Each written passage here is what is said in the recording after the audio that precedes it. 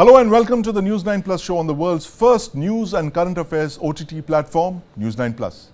The BJP, led by the dynamic duo of Narendra Modi and Amit Shah, has revolutionized election management. The BJP's transformative impact on Indian politics has been a phenomenon that swept 2 general elections, and it's on the verge of winning a third. The strategic maneuvers of the BJP have been a game changer in recent times, and the unorganized opposition has helped it even more.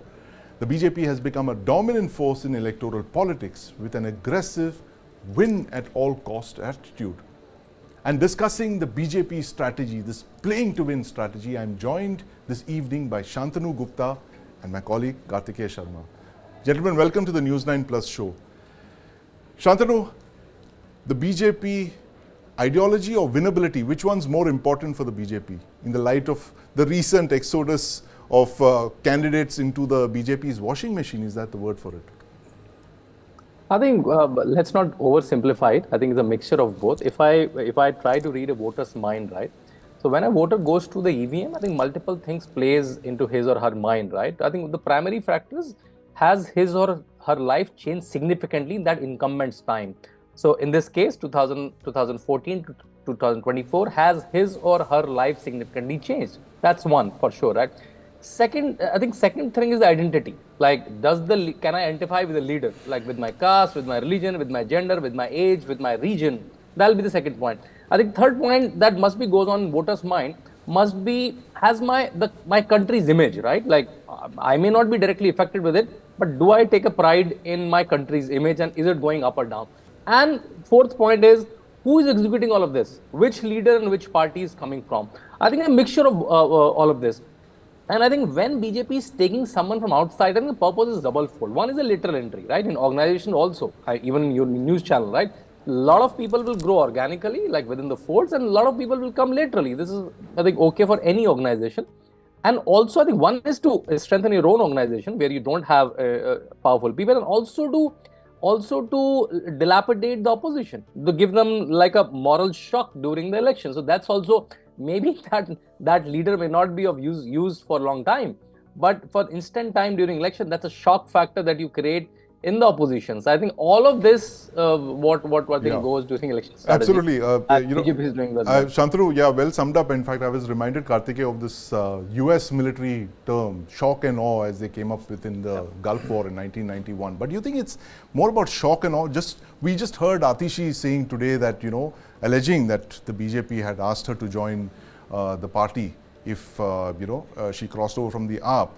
All charges would be forgiven, everything would be forgiven. See, for any political party, winnability is important. Yeah. It's not as if that BJP is doing it for the first time. When Narendra Modi was the organizational secretary in charge of Himachal Pradesh, and he was instrumental in ensuring that BJP comes to power, though BJP was falling short of seats, they had by-election. To ensure its stability, he got Sukhram into the fold. And he took help from Sukhram. At that point of time, he was neither the chief minister nor a prime ministerial aspirant, but he did it. A lot of people criticized him for it, but then the government of Himachal Pradesh completed its full term. So it's not as if it's being done for the first time. Secondly, what is happening is, we should ask the question why BJP is getting away with it. Right. BJP knows that's an important thing. Yeah. Because BJP is getting away with it. Right. Everyone knows that, from Prafull Patel, these were the bad boys of 2014. Yes. Prafull Patel, Ashok Chavan, Adarsh scam. You just need to go to YouTube to find 5,000 press conferences by Aam Aadmi Party and Bharatiya Janata Party on Ashok Chavan and number of other leaders. The reason why BJP is getting away with it is because BJP is fighting elections, this Lok Sabha election, in the name of Narendra Modi. Yes. So Narendra Modi is candidate in each and every seat. Yes. Other candidates are irrelevant. I think this is the most presidential elections after 1952. People voted for Pandit ji in 1952 कि ये देश चलाएंगे. Right. Gandhi ji के उत्तराधिकारी हैं. Right. Because by that time even Patel had passed away. Right. So even today the whole idea is ये देश नरेंद्र मोदी चलाएंगे. Yes. बाकी सब इनकी जिम्मेदारी है. जो भी आएगा पार्टी में, they'll all fall in line. Right. So that is one thing. Second thing is that the BJP has put a target, and that's what I call sort of a vanity project. Yes, yes. Vanity project is 370 plus. and 400, and this time when people say they have kept it to bring down the morale of the opposition, I don't buy it. I think they have seriously kept it because they want to create history. And if you look at the track record of Amit Shah and Prime Minister, they have created history not just by winning elections. They have created history by doing certain things which will be there even after they are long gone. Yes. Parliament. Right. Lok Kalyan Marg. Right. War Memorial. Yeah. The whole build-up of the Lutyens which we see, the government. North and South Block will be turned into museums in our own lifetime. Yes. The old Parliament will be museum in our own lifetime. Entire area, Sandeep, if you go, which everyone has seen as beat reporters, from Shastri Bhavan to Udyog Bhavan to other Bhavan, there will be new Bhavans. Other people will not know. So they have created history, they have marked it. The idea of ruling the country is not about just running the government. Yes. It's about changing the mood, sentiment. I think after Indira Gandhi, Prime Minister Modi is the second Prime Minister to have said something like this. He has spoken about constitutional duties. Only a popular and powerful Prime Minister can say that. Any weak Prime Minister, he will be taken to the, he will go to the laundromat. In fact, and he'll be called a dictatorial person. Interesting that you said so the laundromat. The larger point I'm trying to make here in your show is why these things become irrelevant. Because this election is in the name of Prime Minister. Yes. And what it's is a presidential style election. What is Prime Minister is not fighting the election. This is my last point. Right. Prime Minister is not fighting the election. Yes. Prime Minister at the RBI said 100 दिन अपना काम कर लो जो करना है 100 दिन के बाद बहुत काम दूंगा. Then Prime Minister is saying in functions that okay, I'll be back after 100 days. Right. So he is one Prime Minister who is publicly saying. So if you look at Narasimha Rao's biography, the last chapter was about Narasimha Rao telling his people, we'll complete this project once I come back to power. Yes. No Prime Minister in his campaign is saying I will come back. Yeah. So he is not fighting elections. He is actually. It's a fait accompli for the opposition. Fait accompli. But very quickly, Kartikeya, I want to play this bite of a very controversial candidate that you mentioned, Janardhan Reddy. And he's the BJP candidate from Bellary. Let's listen into what he had to say when he was asked about this laundromat question. Did he enter the BJP washing machine? You started your own party a few years back and you were playing football. Now you have a lotus in your hand. What has changed? It's not the question of changing and all, because because we have started political life only from BJP. So I have come back to my home. I am so happy. Sir, but you also had a party. You could have joined in alliance with the BJP. But what was this entire thing to join the BJP? Who is benefiting here? Are you going to benefit here, or is the BJP benefiting? So politics never I do for a benefit. So I do from my heart. So in the interest of the public. So here the party high command respected Amit Shah ji. He invited me and he told that your political career started from BJP only. Better instead of alliance and all, join party and work for the party. Sir, and you spoke about Amit Shah, sir. He's the same person in 2018 who said that BJP has nothing to do with Janardhan Reddy or the party, and it's the same Amit Shah who is meeting you and is telling you to join. It's not like that, but the situation only just I don't want to speak about any like fast. Now I joined party, I came back to my home, I am very comfortable, I am happy. So why should we speak about the past? There is this allegation that comes always with those people who have criminal charges or mining charges or all these charges, corruption charges against them, that when they join the BJP, it's like a washing machine, they come out clean. That is going to happen with you also. The Congress has already started these allegations against you. Congress or even their leaders, whoever it may be, they have to feel ashamed, because the minister, the district in charge minister of Bellary today, Mr. Narendra, is facing 32 mining cases. Out of that, 9 CBI cases and the balance all other is SIT mining cases. So he made Bellary district in charge minister. So Congress they should feel ashamed. Sir, if Siddaramaiah has made them a and minister, even Mr. Santosh Lad, his mining lease itself has been cancelled by the Supreme Court. By the Supreme Court only, Santosh Lad mining has been cancelled. So he became minister in Congress government. So Congress, they should feel shame for all these kind of things. And today Robert Vadra is facing 6 CBI cases for land grabbing and all, with the involvement of this DLF and all. So even today Sonia Gandhi, Rahul Gandhi, for National Herald case, thousands of crores scam. Today they are on bail. So then why do you think you were targeted, So especially? Is this the hypocrisy of Siddaramaiah because he has ministers who are in the he has ministers who are in his cabinet media now? should question. Today the person who is facing 32 cases is in charge minister of Ballari and Mr. Santosh Lad, whose mining itself has been cancelled by the Supreme Court. So if Siddaramaiah Congress government has due respects to the courts, then how they made them as the ministers, the two Ballari in charge minister.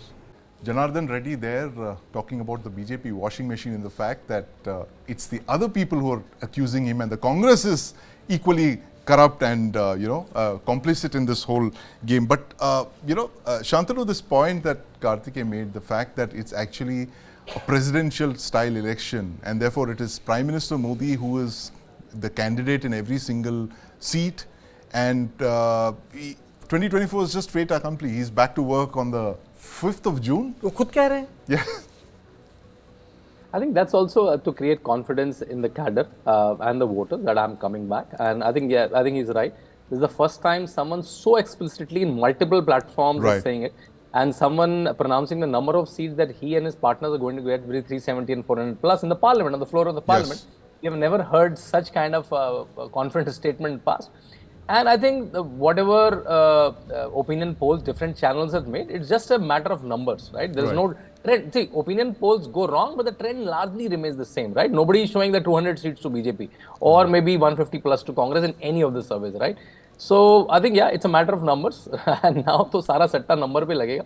That what is the number will be about? It will be how close to 370 BJP will be. Right. It's all about numbers, you think, Kartikeya? It's all now down to victory margin? I think it is about numbers, and I think BJP seriously thinks that this is the, though in politics you can't say last attempt, they want to give one serious attempt in this Lok Sabha election before changing or going back to the drawing room to expand in South India. You know, sort of Chota Bhai they have become in Andhra Pradesh. The solo act in Tamil Nadu, Prime Minister speaking about Tamil Nadu in Meerut. In Meerut Rally, Prime Minister speaking about Tamil Nadu. They are trying to expand in those areas because they feel that this is the third election of Prime Minister Modi. They do not know what will happen in the fourth. In 2029, that will be like huge anti-incumbency. So they are not leaving any stone unturned. If you look at BJP, this is an expansion project into those areas. That's one. And second, see, every political party wants to win, but Bharatiya Janata Party in this election is trying to do things which will have long-lasting impact. You see, they have already set the ball rolling, which is one nation, one poll. The second issue which the Prime Minister is openly talking about is the implementation of Women Reservation Bill, which they have already passed. And the third and the foremost is that he has taken up certain security issues which will have dramatic consequences for the way we engage with our neighbors. So it's like he is terraforming the political arena. Vajpayee and Sonia did not terraform it; they gamed it to their advantage. Because here he has the advantage of being two He's changing the terrain. It's like grass court se aap tough pe ja rahe hain. He has done something different with our politics. Absolutely. So Shantanu, if Prime Minister Modi returns for a third term, as is widely believed to, what do you think the BJP is going to work on 2024 to 2029, this third 5-year tenure of Prime Minister Modi? What's going to be on their key agenda points, apart from what Kartikeya mentioned? I think he's right. They are super focused on South, and this is the way they're expected the gains. Over 303, and the gains will largely come from Uttar Pradesh, maybe Bengal, maybe Odisha, and maybe seats from the South, right? I think the focus of the next government and the party will be these. I think one will be, there'll be a huge focus shifted toward corruption, right? So I mean anti-corruption, right? So there'll be a huge watch on corruption, which we're seeing the signs from last 1.5 years with lot of senior leaders are in jail finally. Otherwise, the parties used to fear sympathy wave to nahi milega and let's not do it. So I think that'll be one. And Prime Minister is talking about Sandeep saturation of the policies, right? Yes. Agar if 100 houses are there in a village and only 90 got the scheme, only 80 got the scheme, I'll make sure the gas, the house, the DBT, the toilet will reach everyone, right? The saturation, which we used to hear that if 1 rupee starts at the center, only 15 paisa reaches.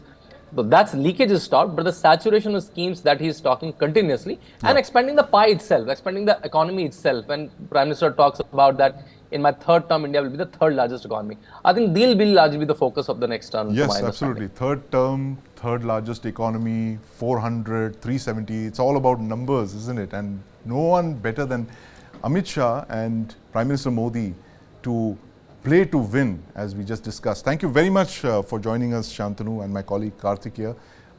Very interesting story there coming up. The BJP is running a robust system at the booth level to mobilize its grassroots workers.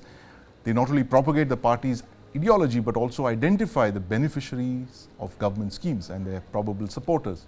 Watch excerpts from our exclusive story, The Booth Nuts.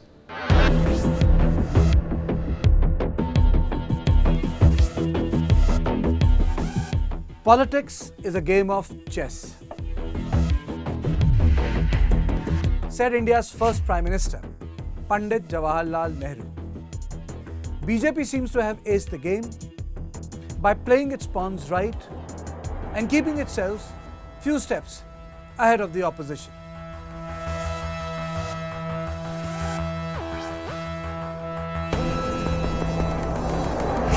जब booth विजयी होता है तब चुनाव में विजय अवश्य मिलती है। ये दिखाता है हर कार्यकर्ता का बुलंद हौसला।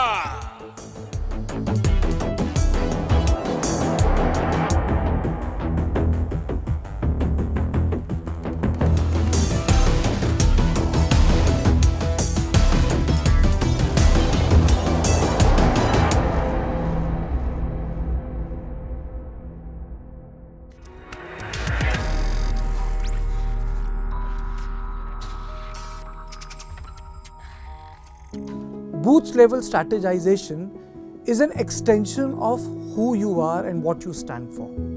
So principally, if you look at how organizations work globally, first it is Vichardhara, then on top of it is Sangathan, and then top of it is Satta. So I think the booth lies somewhere in between. Booth will not be one man's booth. At least 4 or 5 people, sympathizers, they sit together, they decide the program details and they work out. That is one. At mandal level, at district level, at every level. We have even the elected representatives and organization has a rapport. So there is team all over. And these teams work in tandem. They work in coordination. Prime Minister Modi and Amit Shah have added glamour to the booth. But we have to understand the basic. What did Sundar Lal Patwa do? Sundar Lal Patwa in the pre-internet era, pre-social media era introduced something called Panna Pramukh. One person would be, or 3 people would be, or 4 people, or a set would be made in charge of the booth. And they were given a Panna. And Panna would have a list of 100 voters. It was their job to get the 100 voters. So the question is, why would people micromanage something like this? They had to micromanage because they had a small social base. Bharatiya Janata party की तो एक और भी खूबी है कि एक पन्ना प्रमुख से लेकर बनाने से लेकर और अब तो अर्ध पन्ना प्रमुख भी, तो एक एक वोट पर पार्टी के कार्यकर्ता की, यानी कि अर्ध पन्ना प्रमुख और पन्ना प्रमुख, यानी कि बहुत सीमित लोगों पर एक पार्टी के कार्यकर्ता की निगाह है. During last couple of years, we have also seen that BJP senior leaders of BJP actually hold conferences or the meetings with the booth level worker. All the booth presidents of 2 Lok Sabha constituencies who have gathered here The game of power politics has begun. The poll bugle has been sounded. Who will receive the death blow? Who will be checkmated? It still remains to be seen.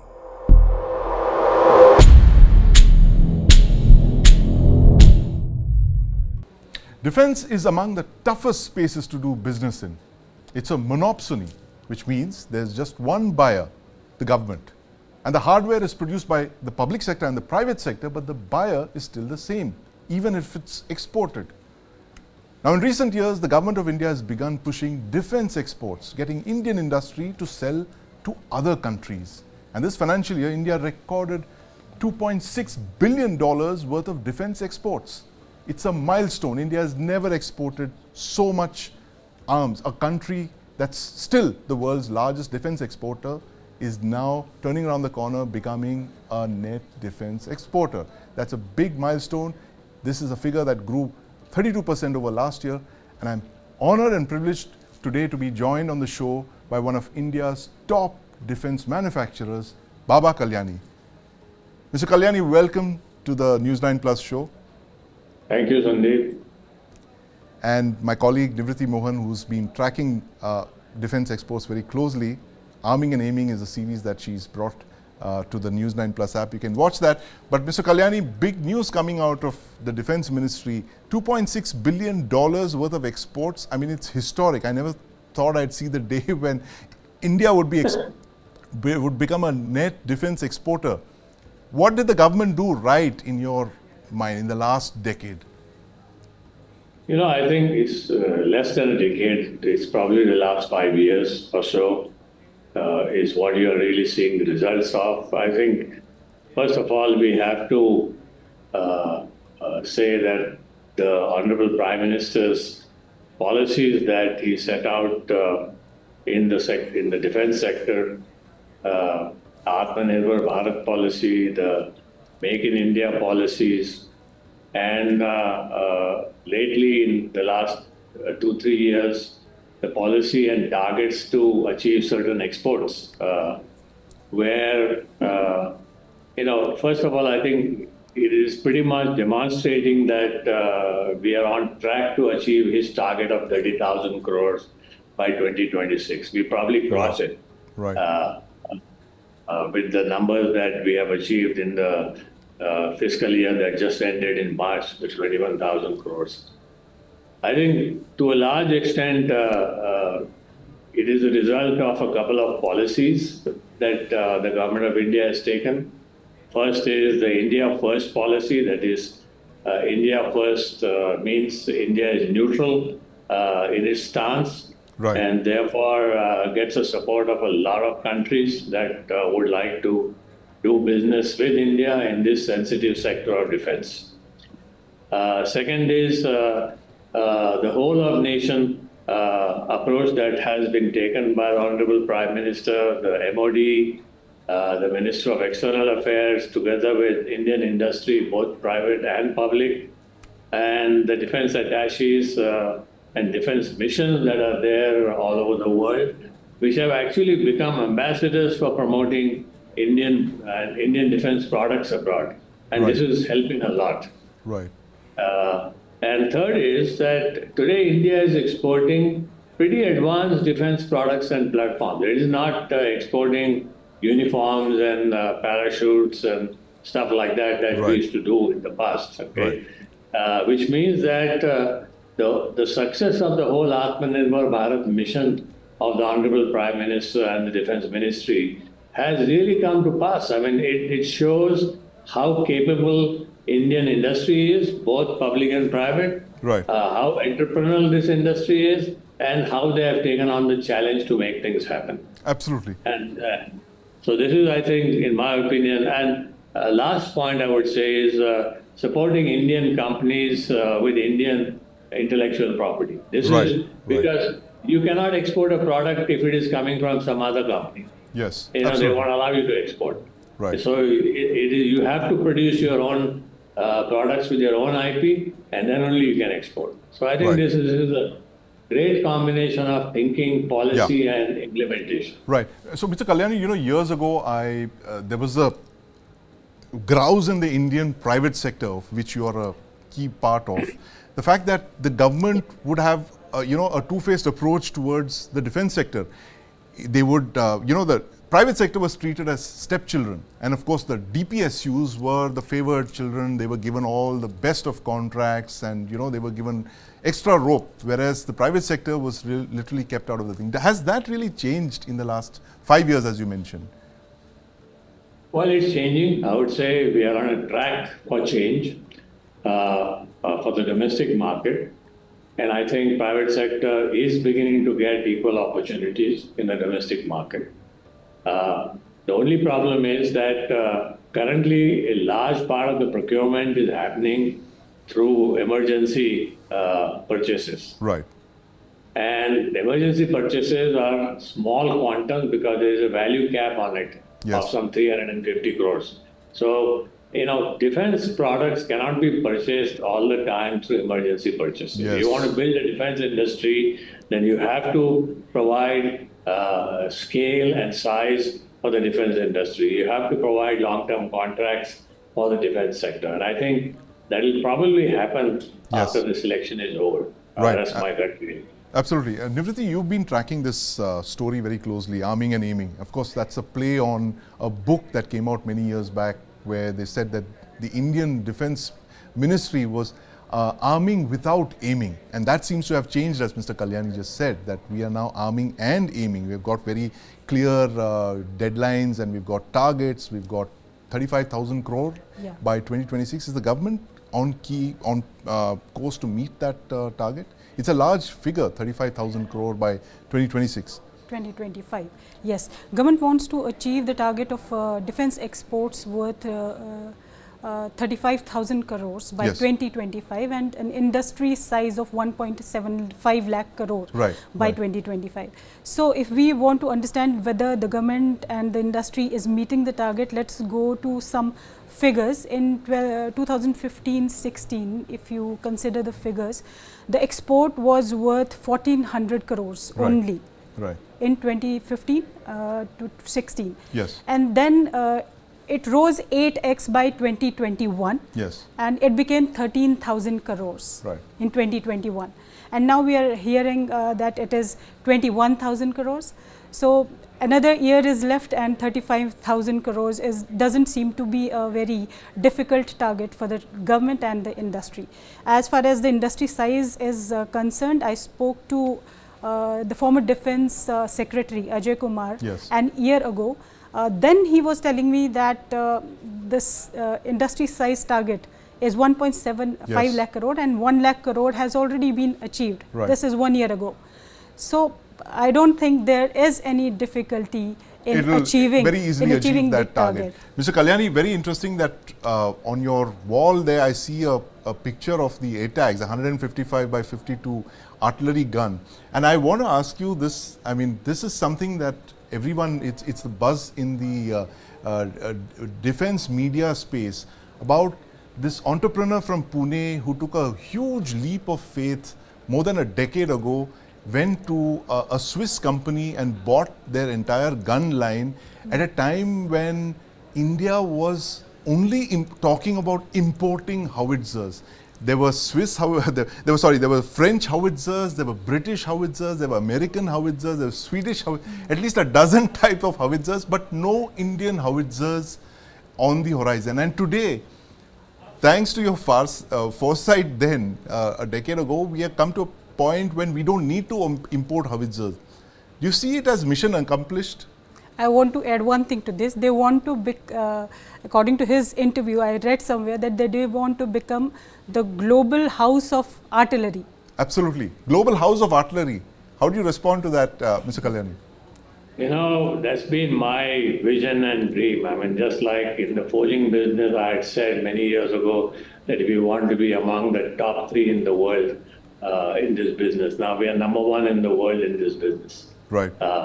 So we are targeting that in artillery sector, we will be the largest artillery manufacturer in the world with the best of technologies. And I think by 2030 is the target by which we will achieve.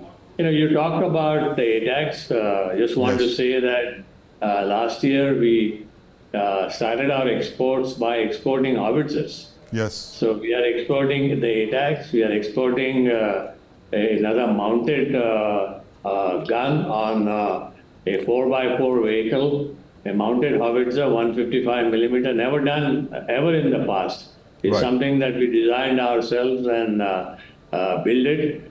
And yeah, we are looking forward to a lot more things to export. I mean, our own exports for last year, which ended in March, is over 1,000 crores. 1,000 crores. That's a very big figure indeed. And your foresight is rewarded, but it took a while, but it finally happened. As they say in Hindi, der aaye par durust aaye. But interesting that just yesterday, Dr. Irfan Ali, the president of Guyana, he put out this tweet of Indian-built Dorniers being delivered by Indian Air Force C-17 aircraft to Guyana. Now, one big thing is that a lot of people say that we've not gone to the level of, say, where the South Koreans are today, which is where we are not able to build entire platforms of our own. How long do you think before we get to, say, where South Korea is today? Forget the Chinese, where the South Koreans are today, where they are complete self-sufficiency in defense manufacturing and export. I don't think, we are, I mean, the fact that we are not able to build our own platform, that's completely incorrect. We are building our own full platform on the ATAC. There's nothing in that comes from outside, including the gun control computers, the AI systems, everything is designed and built here. The entire software is created here. And the gun basically works. It's a software-driven gun. Yes. It's a full electric software-driven gun, the first one in the world. Right. So I think we have capability to build everything that Korea does, probably, at least in the military space. Right. In the land forces space, we are fairly self-sufficient. But I meant like the aviation platforms, like you're talking about aircraft, fighter jets and the like, where do we really lack? If you look at Sandeep, in the aviation platform, it is only in the last few years, again, thanks to the Honorable Prime Minister, that he pushed the LCA as the main fighter for the Indian Air Force. And I think Hindustan Aeronautics is making tremendous progress to make the LCA Mark 1 and now Mark 2. Right. The one thing that we have missed in the aviation platform is the ability to make our own engines. Yes. In jet engines for jet aircrafts. And the second thing that we have missed, every country in the world that's in the, let's say, making aircraft space has to have a large forging facility. Yes.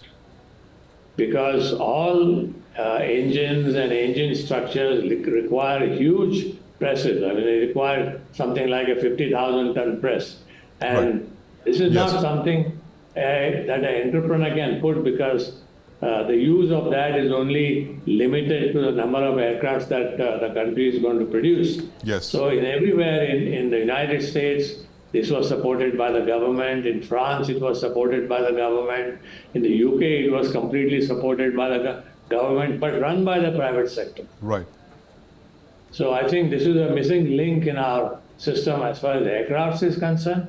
But I'm sure soon it will get rectified. It'll soon get rectified, and you heard it there from Mr. Kalyani himself, a man who says he is going to be the world's largest howitzer maker by 2030. And that comes even as India has boosted its defense exports to the rest of the world. Record numbers there. Thank you very much for joining us this evening, Mr. Kalyani. Always a pleasure to talk to you and learn from you and talk about your story of that the foresight that you displayed in, picking and betting big on the Indian defense sector, and that's finally come true today. But thanks very much for joining us. Always a pleasure to talk to you. And everything. Thank you. Thank you. Thank you. You can watch our story, Arming and Aiming, only on the News9 Plus app. Download and watch. 7 Iranian officers have been killed in an Israeli airstrike on the Iranian consulate building in Syria's capital, Damascus. Now, the death include 3 brigadier generals of the elite Quds force. The Iranian president has threatened war and retaliation. Now, Iran and Syria's governments have condemned the attack, which destroyed a building next door to the Iranian embassy. Did Israel's war just get bigger? And what can be the future course? What can be done to mitigate this conflict and to prevent it from escalating further? I'm joined this evening by my colleague Aditya Rajkol and Dr. Wael Awad, strategic expert of West Asia. Dr. Awad, welcome to the News9 Plus Show.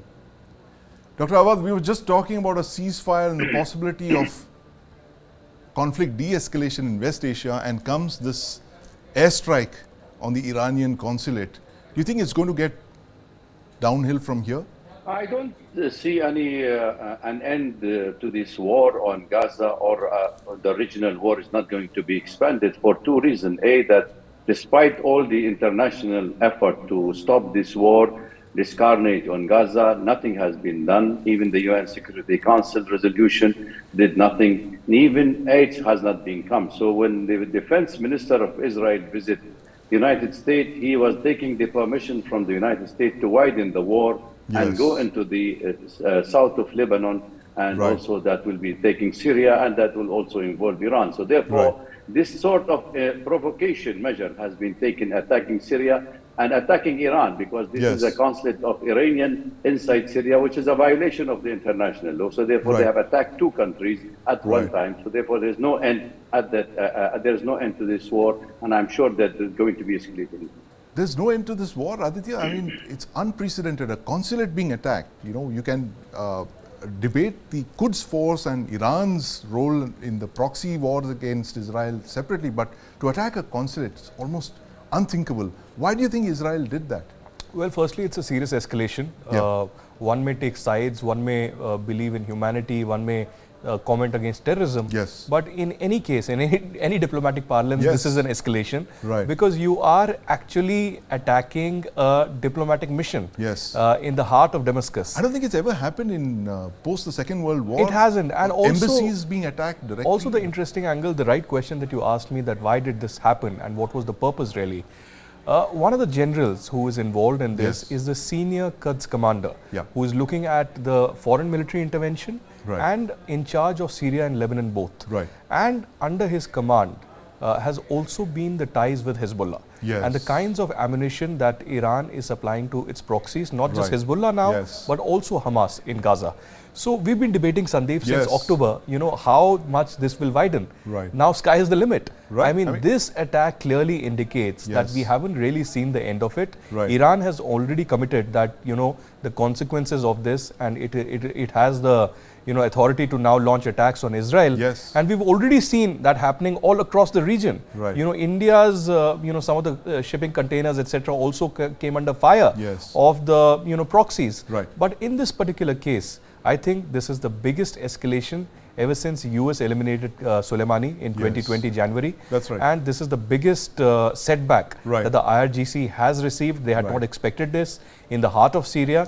And this will only worsen in the coming days and weeks. It will only worsen, and it's you know, almost more than 6 months after the October 7th attacks, these horrific attacks. I mean, one thought that this conflict would be resolved amicably and there would be a ceasefire, but as you clearly mentioned, that doesn't seem to be happening.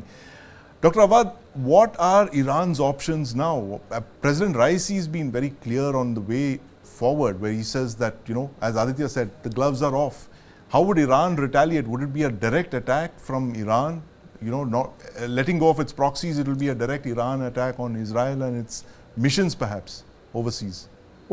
Well, Sandeep, I don't see any direct confrontation between Iran and Israel at the moment. But as Aditya said, and I'm saying, this is a serious escalation, which is already open, all the options. I mean, all options are open. Could be a direct war, could be a proxy war, could be a regional wars, because even the Hashd al-Shabi, or the youth movement in Iraq, is already been in the attack against Israeli target, including resistance forces in Lebanon, Hezbollah, and also the Houthis and the Ansarullah in Yemen. So therefore, I think it's a sort of an escalation which cannot be put an end. But what is worrying us is not that this war is going to be a regional war. Remember, Israel is a nuclear state, and now all the nuclear sites are at the targets, and any regional power can attack it, whether it is Iran, whether it is Hezbollah forces. So therefore, to escalate and to provoke into a kind of a regional war is not going to be easy, because peace and security, global peace and security, is at risk. And I don't think the United States and the West and the rest of the world is willing to have